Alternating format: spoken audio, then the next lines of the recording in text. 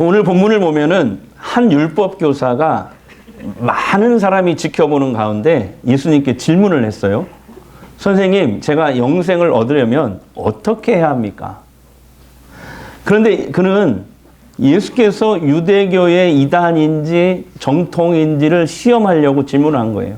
몰라서 묻는 것이 아니라. 하지만 예수님은 그걸 아시고 직답을 피하십니다. 그리고 역질문을 던지십니다. 율법의 전문가인 당신의 생각은 어떤가요? 당신의 고견을 좀 듣고 싶소. 그러니까 예수님도 토론의 달인이신 것 같아요. 주님은 율법 교사의 권위를 은근히 세워주는 척 하면서 그의 대답을 유도하시거든요. 네, 성경 율법에 하나님을 사랑하고 이웃을 내 몸처럼 사랑하라고 나와 있지요. 당신 말이 맞소. 그대로 행하시오. 그러면 살 것이요. 이렇게 주님이 이제 얘기를 합니다. 그러자 율법교사는 곧바로 이어서 이제 두 번째 질문으로 예수님을 공격하는 거예요. 그게 29절 말씀입니다. 자, 시작. 그 사람이 자기를 옳게 보이려고 예수께 여짜오되 그러면 내 이웃이 누구니까? 내 이웃이 누구입니까? 라는 이 두 번째 질문에 주님은 율법학자의 문제가 뭔지를 아셨어요. 당시요, 이 율법학자들, 랍비라고 불리는 굉장히 사회적으로 존경받는 이런 사람들이거든요. 율법학자들 사이에서는 이웃이 누구냐, 이웃의 범위를 놓고 논란이 많았습니다. 성경에 기록된 그 율법에 내 이웃을 내 몸과 같이 사랑하라 라고만 기록이 되어 있거든요. 그러니까 구체적으로 이웃이 누군지 이웃의 범위가 어디까지인지는 성경에 안 써 있거든요. 율법에. 그래서 내 이웃이 누구인가라는 이 주제에 관한 논쟁은 예수님 당시의 그 유대인 사회에서 굉장히 뜨거운 감자였습니다. 마침 요즘에 우리 사회의 탄핵 찬반 논쟁처럼 그런 정도예요. 어느 정도인지 좀 상상이 되시죠? 그러니까 예수님은 율법학자가 생각하는 이웃의 범위가 매우 그 하나님이 성경에 기록한 그 의도와는 다르다는 것.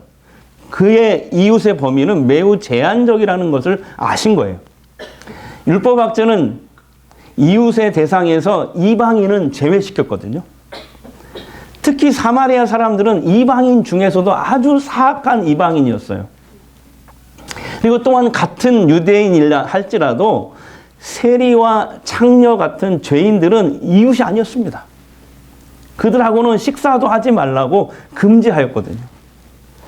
예수님은 이 율법학자의 이웃 개념에 문제가 있다. 성경에 하나님이 기록한 그 이웃의 하나님이 의도한 이웃과 율법학자가 연구해서 생각하는 이웃의 범위는 전혀 다르다는 것을 아셨어요. 주님이 볼 때 이건 하나님의 뜻에 반하는 그런 입장이었습니다.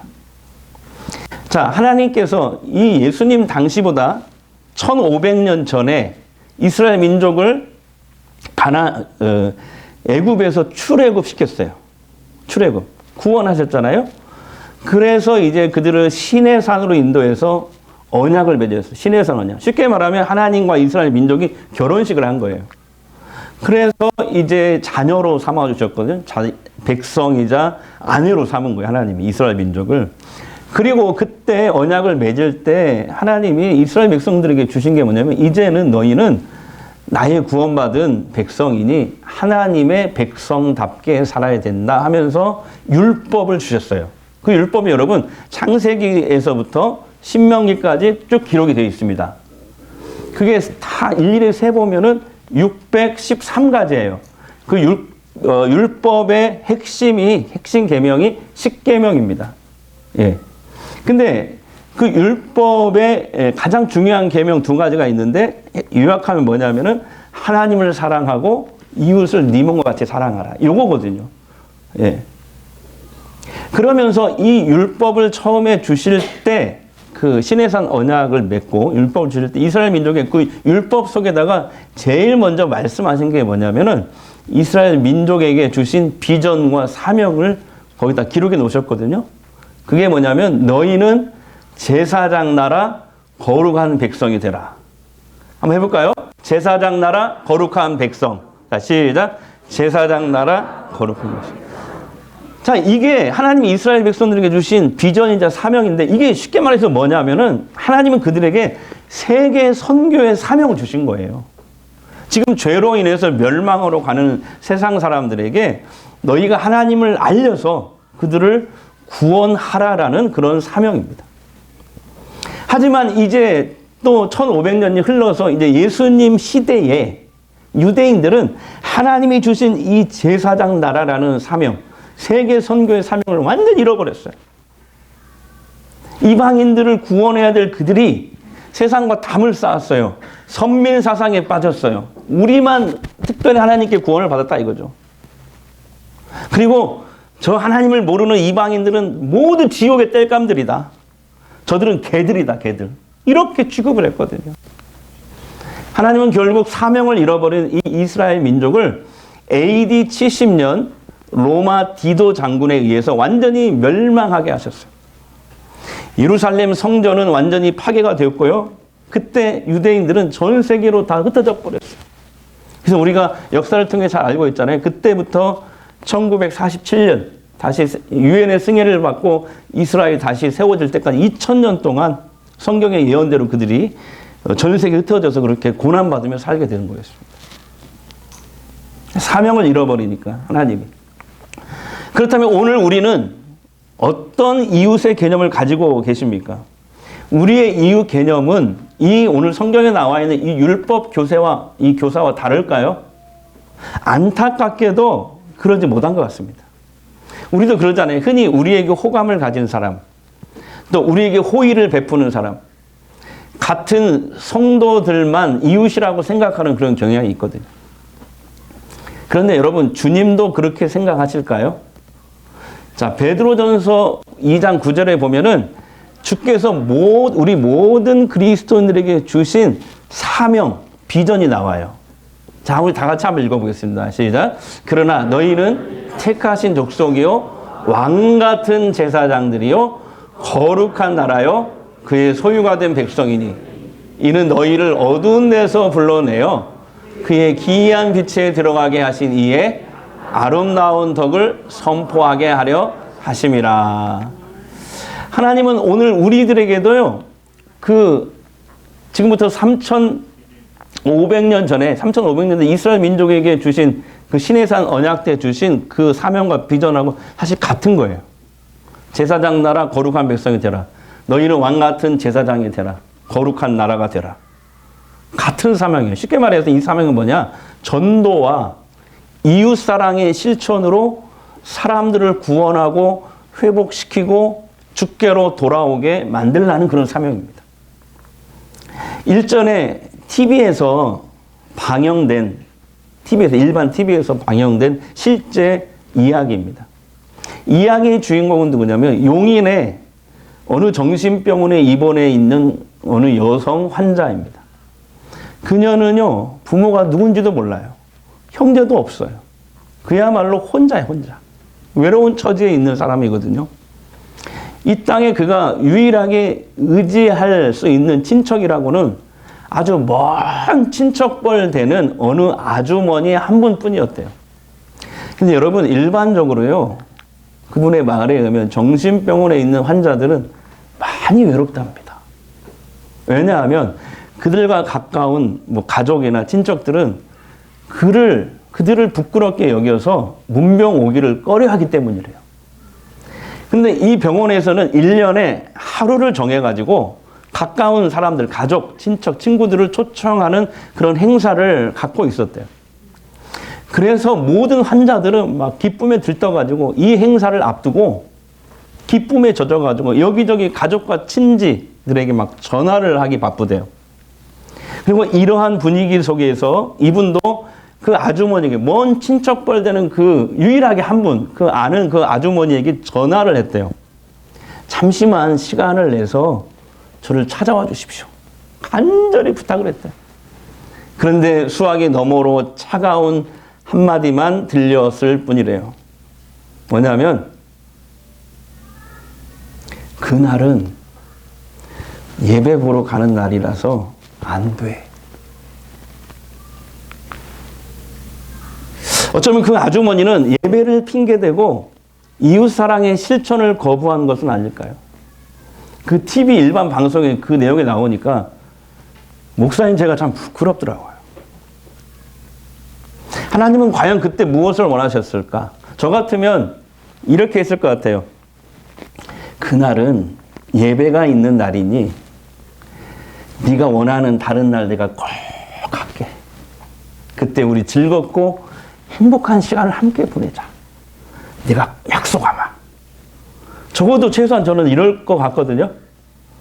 여러분도 마찬가지죠. 우리는 지극히 작은 자에게 한 것이 곧 나에게 한 것이다 라고 말씀하신 주의 말씀을 다시 한번 깊이 되새겨 보여야 할 줄 믿습니다. 율법 교사가 오늘 누가 나의 이웃입니까?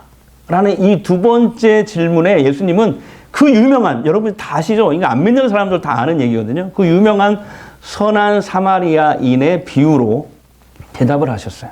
자, 이런 내용입니다. 여러분 아시지만 제가 더 구체적으로 얘기를 할게요. 어떤 사람이 예루살렘에서 여리고로 내려가다가 강도를 만나요. 다 털렸어요. 죽도록 맞았어요. 그리고 아마 막 반항을 하니까, 안 뺏기려고 반항을 하니까 그 입고 있던 옷까지도 다 벗겨가지고 소위 말하면 팬티만 입혀서 길거리에 이게 다 죽어가서 이렇게 버려져 있는 거예요. 그때 마침 그 길을 지나가는 사람들이 있었죠. 그들은 제사장과 레위인 그리고 어떤 사마리아 사람이었습니다. 그런데 여러분, 제사장과 레위인은 이 강도 만난 사람을 그냥 보고 지나쳐요. 그들은 제사장과 레위인은 오늘날로 말하면 누구예요? 하나님의 일을 하는, 예루살렘 성전에서 하나님의 일을 하는 성직자들이에요. 근데 당시 여리고는 이 제사장과 레위인들이 많이 사는 부자 도시였대요. 예수님 당시 여리고가. 그런데 여러분, 그때 당시 기록을 보면 예루살렘은 우리 이 진안처럼요 높은 고원지대에 도시가 위치해 있는 거예요. 네. 그리고 여리고는 저 밑에 저지대에 있어요. 예루살렘, 여기 여리고. 근데 이 예루살렘과 여리고의 이 높낮이가 1km 된대, 1km. 이해되시죠? 예루살렘이 얼마나 높은 고지대에 있는지 아시겠죠? 여리고는 바다보다도 더 밑에 도시가 위치해 있거든요. 그러니까 이 예루살렘에서 여리고까지 걸어서 2시간 걸려요. 한 27km 되는데 그냥 평평하면 4시간 정도 걸리는데 2시간 걸리는 이유가 뭐예요? 길이 내리막길이니까. 근데 굉장히 가파라요. 가파라. 근데 특히 이 길은 강도들이 아주 우글거리는 우범 지역이 있다고 그래요. 그래서 사람들이 혼자서는 절대 이 길을 안 간대요.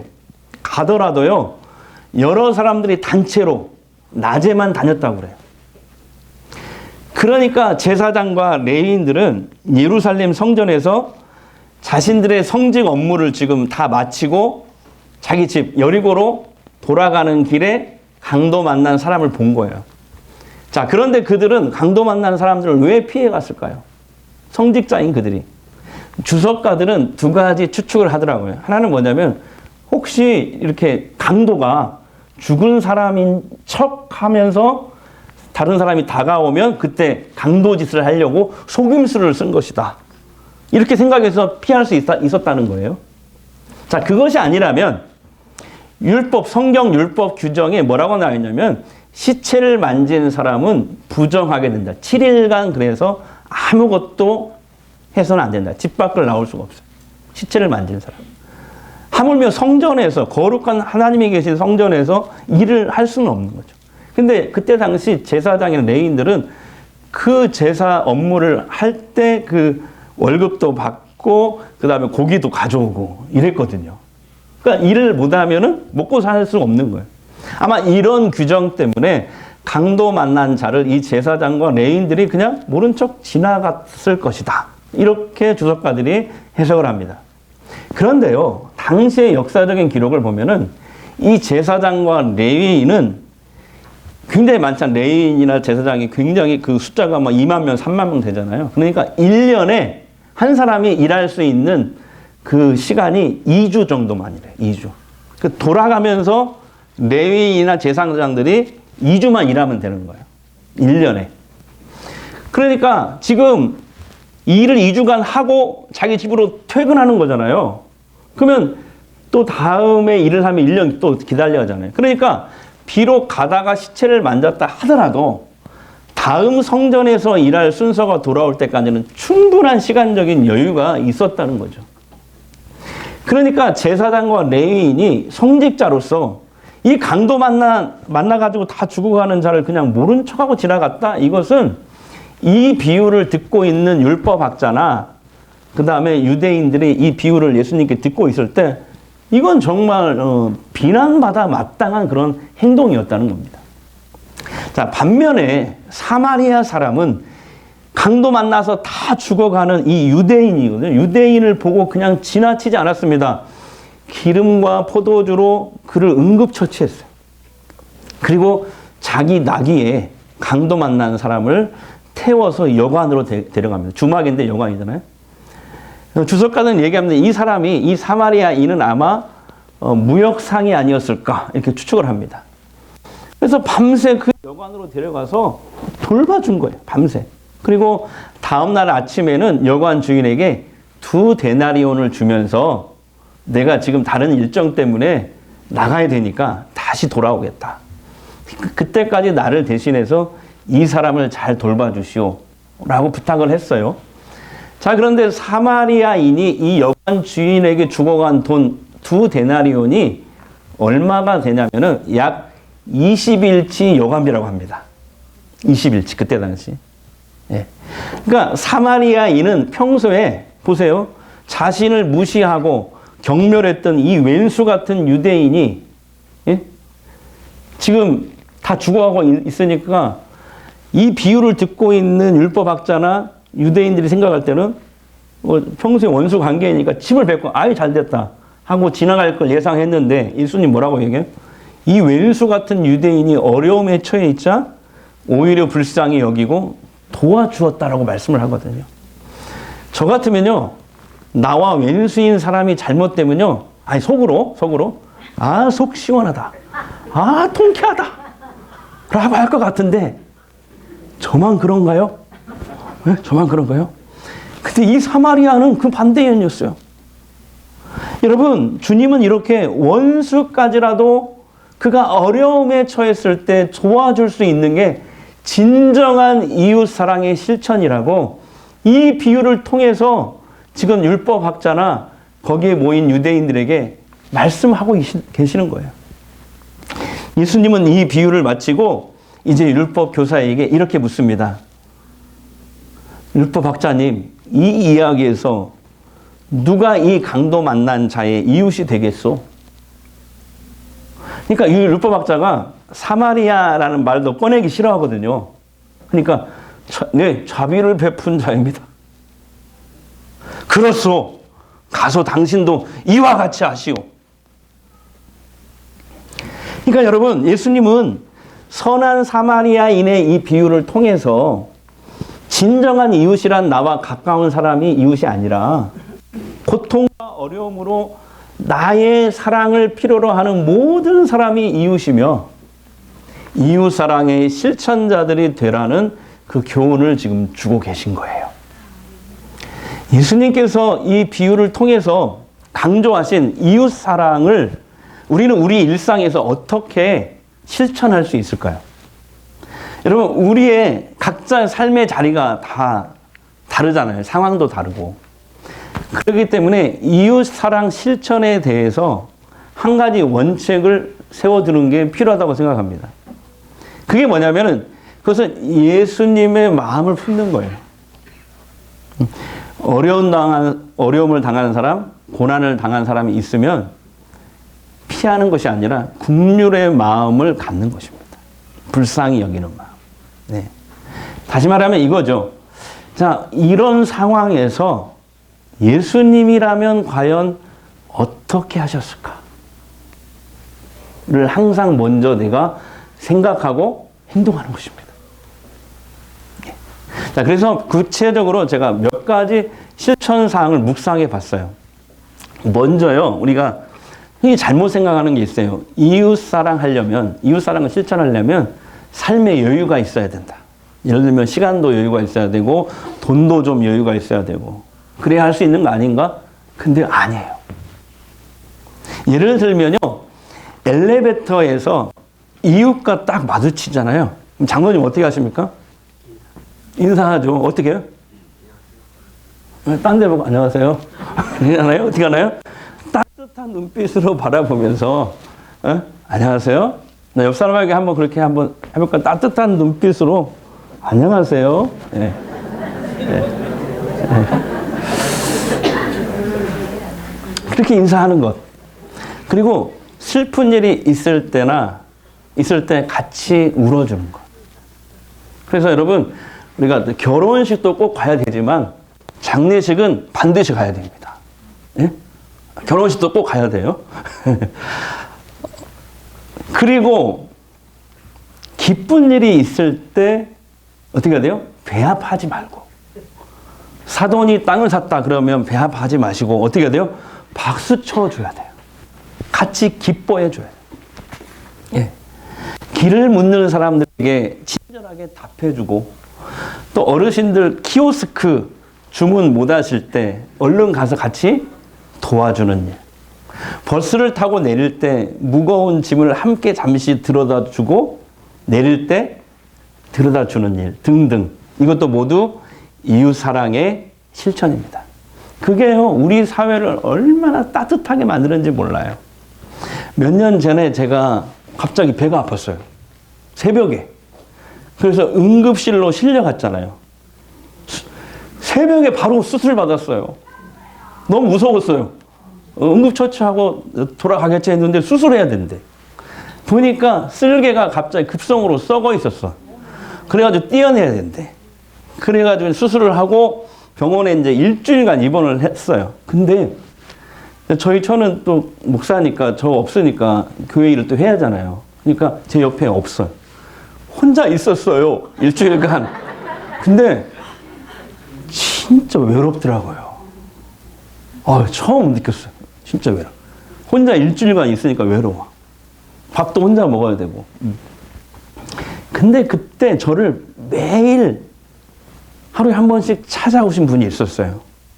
저는 외과 과장님한테 수술을 받았는데 이비인후과 과장님이 매일같이 오셔서 구다봐 주시고 관심을 가져다 주더라고요. 그때 정말 그분이 나의 이웃처럼 느껴졌어요. 그 과장님이 누구라고 제가 절대 얘기를 못 하겠어요. 청건사님이라고. 또 한 번은 제 아내가 천변 도로에서 자전거를 타다가 목적지를 지나쳐 버렸어요. 저는 이제 그 목적지로 빠져나왔는데. 그러니까, 이 여자가 아니죠. 저희 처가 계단으로 자전거를 이제 그 무거운 자전거를 낑낑대고 그 적은 사람이 큰 자전거를 낑낑대고 막 올라가는 거예요. 그런데 뒤에서 데이트하던 젊은 남녀가 그게 안쓰러웠던지 얼른 딱 도와주더래요. 근데 그때 저희 처가 마음이 얼마나 훈훈하든지 너무 고마워가지고 그 남녀 커플을 향해서 축복 기도를 날렸대요. 엄청 잘 되라고. 저 커플 절대로 헤어지지 말라고 막 뒤에서 축복 기도를 했다는 거예요. 여러분, 이렇게 이웃사랑은요, 우리가 사는 세상을 따뜻하게 만듭니다. 물론요, 모든 관계에서 사랑을 실천하는 것이 항상 쉽지만은 않아요. 그런데 나에게 원수가 아니라 왼수 같은 사람이라도 그가 어려움에 처했을 때는 무조건 사랑과 자비를 베풀라는 것이 오늘 예수님의 말씀이거든요. 그거잖아요. 그죠?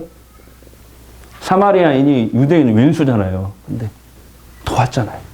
그거예요. 그게 진짜 이웃사랑이에요. 여러분, 이게 쉬워요? 안 쉬워요? 표건사님? 쉬워요? 어렵잖아, 이게. 원수를 사랑하는 게 어떻게 쉬워요? 네. 그래서 성령께서 내 마음을 주장하고 다스려 주셔야 돼요. 네. 성령께서 내 안에 용서와 인내의 마음을 충만하게 부어주시지 않으면 불가능합니다. 여러분, 성령 충만으로 이런 이웃사랑의 실천자들이 되시기를 바랍니다. 두 번째는 뭐냐면, 우리는 이제 혼자 이웃사랑 실천하는 것보다 같이 교회 공동체가 함께 이웃사랑을 실천할 수 있습니다. 작년에 추수감사절, 11월 추수감사절에 이제 강단 장식을 처음으로 이제 과일이나 꽃으로 하지 않았어요. 대신 성도들에게 쌀 10kg나 20kg를 받아서 이렇게 한쪽에 쌓아놓고, 그리고 우리가 추수감사 예배를 드렸습니다. 그리고 예배 후에는 우리 교직원들이 그것을 하나씩 이렇게 나누어가지고 우리 교회가 속해 있는 남부 시차례, 예, 개척교회가 5개가 있거든요. 거기에 다 나눠드렸어요. 찾아가서. 5개 교회. 그런데 그날 쌀을 받으신 개척교회 목사님들이 정말 감사하고 큰 위로를 받았다고 막 문자를 보내고 전화를 주시는 거예요. 그 쌀 10kg, 20kg인데. 그래서 저는 그날 알았어요. 하나님이 이 일을 정말 기뻐하시는구나. 그래서 작년에는 우리가 남부 시찰에 5개 교회만 했지만은, 여기서 크게 아멘 하셔야 돼요. 앞으로는 올해는 노예에 있는 모든 개척교회로 지경을 넓혀서 이웃사랑을 함께 실천했으면 좋겠습니다. 네. 두 분이 아멘을 안 하셨어요. 예. 또 구정과 추석 명절 때마다, 명절이 2번이잖아요, 1년에. 그러니까 그때마다 무명으로 나눔에 써달라고 하시면서 헌금이나 혹은 반찬을 후원해 주시는 분들이 있거든요. 근데 여러분, 혼자 사시는 분들은 명절 때는 더욱 사무치게 외롭습니다. 사무치게. 그분들에게 반찬 한두 가지 이렇게 전달해 드리잖아요. 얼마나 위로를 받고 힘을 얻는지 몰라요. 그리고 큰 돈은 아니지만은 명절에 잘 보내시라고 이렇게 전달해 드리잖아요. 성도들이 무명으로 준 것을 우리가 이렇게 나누어서 이렇게 드리는데 얼마나 큰 위로를 받는지 몰라요. 그래서 앞으로 우리 교회가 준비만 되어진다면은 명절 때만이라도, 이제는 우리가 교회 안에서만 했는데 교회 울타리를 넘어서 교회 밖 이웃들에게까지 이 지경을 계속 넓혀 나갔으면 좋겠습니다. 또한 우리 성도들 중에서는 선교사님, 이번에도 선교사님 수요일 날 오셔서 얘기하는데, 그분이 어디에 선교를 하냐면은 여기서 필리핀 마닐라 공항까지 비행기를 타고 5시간이 갑니다. 거기서 다시 비행기를 타고 2시간을 또 가요. 그 국내에서. 그리고 내려서 8시간 버스를 타요. 버스에 쿠션이 하나도 없대요. 예. 버스 내리면 먼지를 다 뒤집어 쓴대요. 그리고 8시간 버스 내려서 오토바이로 1시간을 또 들어가는 그런 아주 오지에서 선교를 하는 거거든요. 이렇게 어렵게 선교사님들이 선교를 하고 계시는데, 이 선교는 직접 가는 선교사가 있는가 하면은 보내는 선교사, 후원하고 이렇게 우리는 잘 선교하십시오 하면서 이렇게 후원금 보내잖아요. 우리도 보내는 선교사거든요. 그렇게 동역해 주시는 분들이 계셔요. 이 모든 일이 하나님이 기뻐하시는 이웃사랑의 실천입니다. 근데 여러분, 내가 내 것을 이렇게 나누고 쓰고 막 하면은 내 것이 사라지고 나는 가난해질 것 같죠? 근데요, 세상의 법칙은 그건데 하나님 나라의 법칙은 참 희한합니다. 쓰고 나누어주고 그러면요, 더 하나님이 채워주시고, 여기서 아멘을 크게 했어야 돼. 더 채워주시고 더 풍족하게 해주십니다. 왜 그럴까? 그 이유가 성경에 나오더라고요. 우리 큰 소리를 한번 읽겠습니다. 잠언 19장 17절 시작. 가난한 자를 불쌍히 여기는 것은 여호와께 구워드리는 것이니 그의 선행을 그에게 갚아 주시리라. 아멘.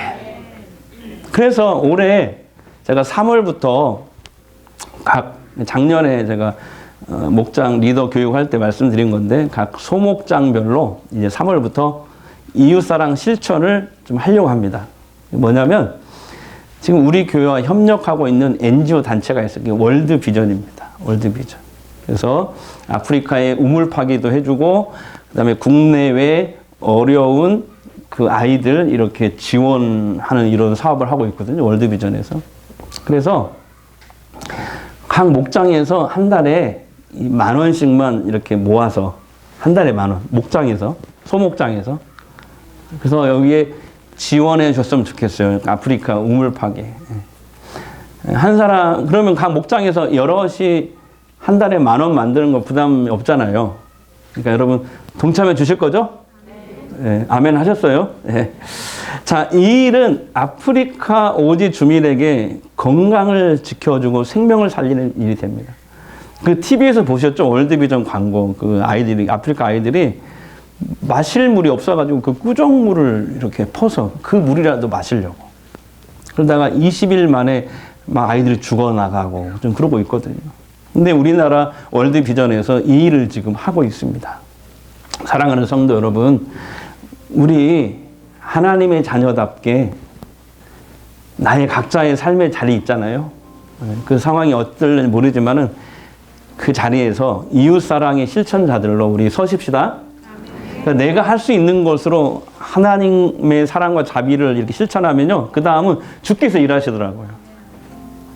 내가 드린 것은 5병이요 작은 이 물고기 두물에 보리떡 5개지만은 그게 주님 손에 들려지면 5,000명도 먹고 12강들이가 남는 그런 역사가 일어날 수 있습니다.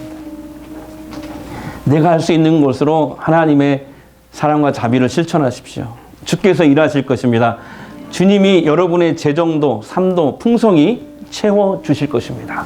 그런 복된 성도들 되시기를 주의 이름으로 축복합니다. 할렐루야. 우리 이 찬양 한번 부르실까요? 아버지 당신의 마음이 있는 곳에 나의 마음이 있기를 원해요. 아버지 당신의 눈물이 고인 곳에 나의 눈물이 고이기 원해요. 아버지 당신이 바라보는 영혼에게 나의 두 눈이 향하기 원해요. 아버지 당신이 울고 있는 어두운 땅에 나의 두 발이 향하기 원해요. 나의 마음이 아버지의 마음 알아. 내 모든 뜻 아버지의 뜻이 될 수 있기를. 나의 온몸이 아버지의 마음 알아. 내 모든 삶 당신의 뜻 되기를. 이 시간 우리 한번 잠시 합심해서 한번 기도하기를 원합니다. 예수님은 선한 사마리아인의 비유를 통해서 진정한 이웃이란 나와 가까운 사람이 아니라 고통과 어려움으로 나의 사랑을 필요로 하는 모든 사람이 이웃이라고 말씀하셨거든요. 그리고 또한 중요한 게 이웃 사랑의 실천자들이 되라고 2번이나 강조하셨어요. 우리들의 각자 삶의 자리에서 어려움에 처해 있는 내 주변의 모든 사람들을 예수님의 마음, 그러니까 국률이 여기는 마음으로 예수님이라면 이 상황에서 어떻게 하셨을까를 항상 먼저 생각하고 행동하겠습니다. 내가 할 수 있는 최선을 다해서 예수님께 말씀하신 이웃사랑을 실천하겠습니다. 하나님의 채워주심을 경험하는 복된 성도가 되겠습니다. 성령님 이 시간 나를 인도하여 주옵소서. 이 시간 잠시 합심으로 기도하겠습니다. 우리 아버지 하나님 감사합니다. 주님께서 저희들 오늘 사랑하시고 인도하시옵소서. 예수님이라면 이 상황에서 어떻게 하셨을까를 항상 먼저 생각하고 인도하겠습니다. 내가 할 수 있는 최선을 다해 예수님께서 말씀하신 이웃사랑을 실천하겠습니다. 하나님의 채워주심을 경험하는 복된 성도들 되겠습니다. 성령님 나를 인도하여 주옵소서. 성령님 나를 인도하여 주시옵소서. 주님, 우리의 모든 인간관계에서 사랑을 실천하는 것이 항상 쉽지만은 않습니다. 근데 오늘 주님은 선한 사마리아인의 비유를 통해서 비록 나에게 왼수 같은 사람이라도 그가 어려움에 처했을 때는 묻거나 따지지 말고 무조건 사랑과 자비를 베풀라고 강조하신 겁니다. 물론 이게 쉽지 않습니다. 내 힘과 노력으로는 절대 안 됩니다. 성령께서 내 마음을 주장하여 주시고 다스려 주셔야 가능합니다. 예수님의 긍휼히 여기는 그 마음이 이 시간 내 안에 충만하게 부어지게 하여 주옵소서. 오직 성령으로 충만케 하여 주셔서 용서와 인내의 마음으로 주께서 말씀하신 이웃사랑을 실천할 수 있게 우리를 도와 주옵소서.